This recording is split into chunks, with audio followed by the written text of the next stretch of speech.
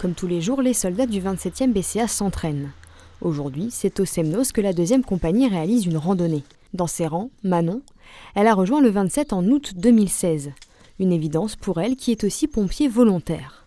C'est pas facile tous les jours, parce que c'est un peu compliqué de s'imposer dans un milieu d'hommes. Mais dans l'ensemble, ça se passe bien quand même. C'est le fait qu'on soit beaucoup regardé. Je peux pas dire qu'ils soient plus exigeants, mais il faut être à la hauteur. On a choisi d'être avec eux, de faire le même métier, donc il faut être à la hauteur. On nous demande la même chose que les hommes, ce qui est normal et ce à quoi je m'attendais quand je me suis engagée. Un engagement qui demande plus de persévérance.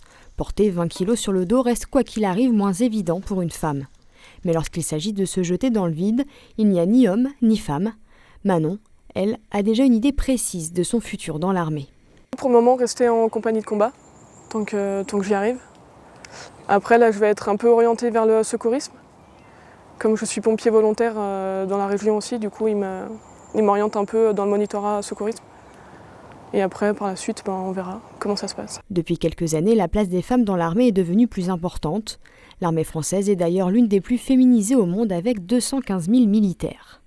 On ne parle plus de féminisation, pour nous c'est connu. On a à peu près 10% de femmes dans notre unité qui peuvent tenir n'importe quel poste, comme n'importe quel homme, donc il n'y a pas de différence à faire.